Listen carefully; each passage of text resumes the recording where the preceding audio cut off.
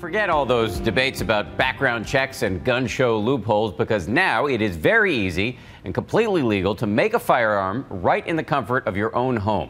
We're talking high-powered rifles that are totally untraceable. And tonight, the results of a joint investigation by our partners at Fusion and Univision. And here's Fusion's chief investigative correspondent, Mariana Van Zeller.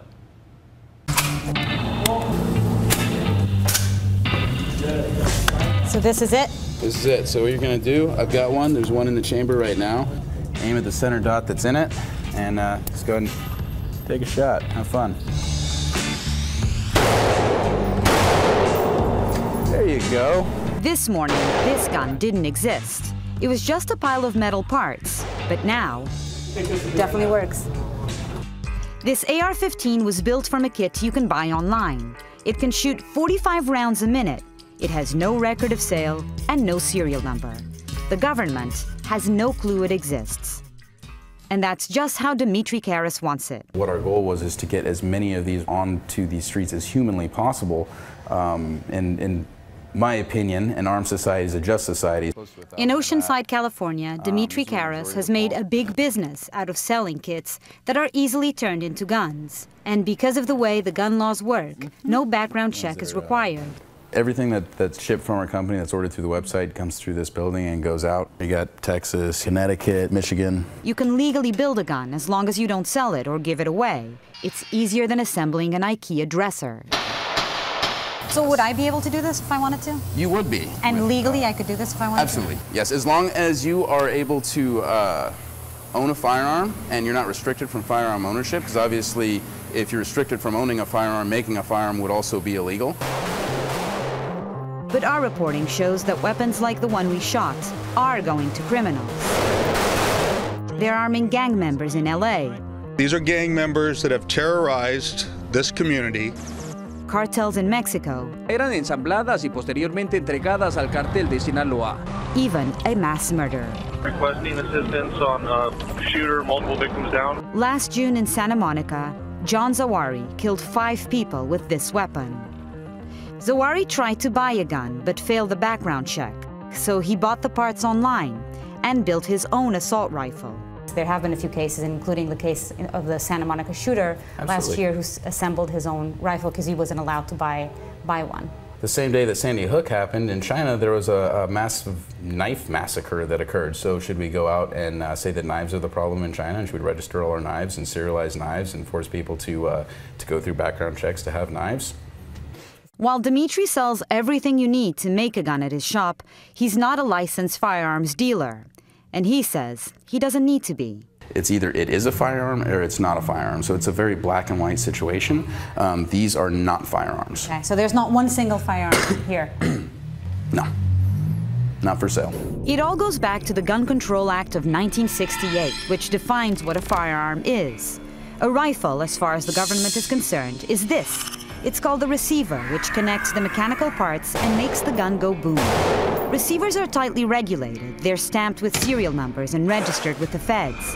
You need to pass a background check to buy one, unless you buy one that's not quite finished, one that needs just a couple more holes drilled in it. That's called an unfinished or 80% receiver, and the law says it's not a gun.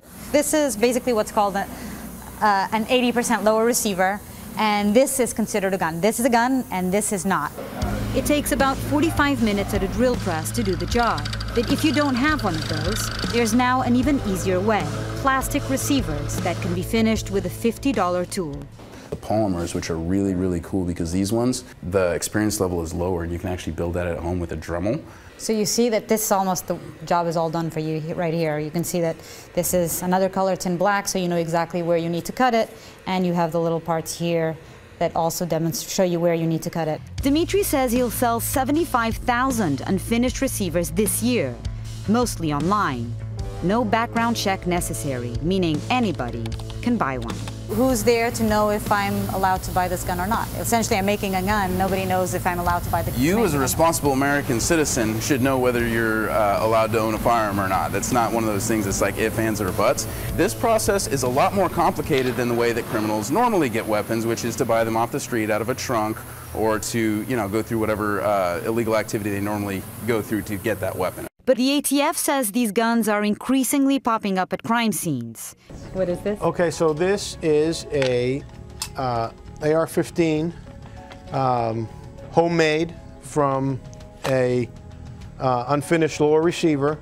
And this weapon was purchased by ATF undercover agent from gang members here in Los Angeles. This is a completely untraceable firearm. How challenging does it make your job? Well, it's extremely challenging.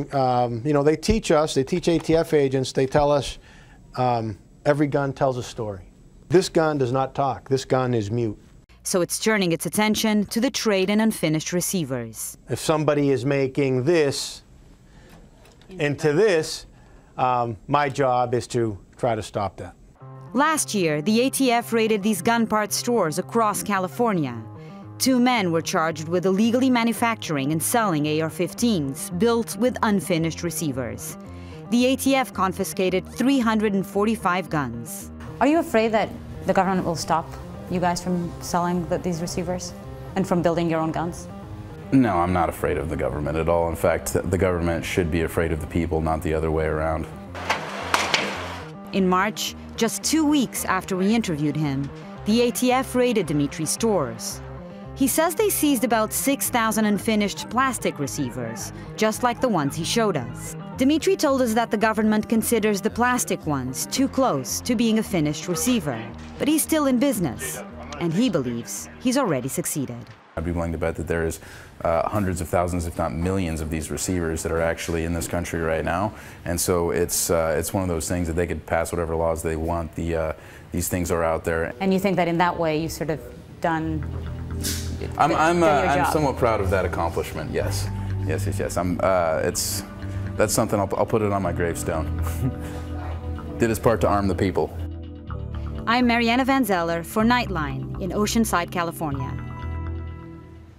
And the defendants charged with illegally making and selling AR-15s submitted a not guilty plea.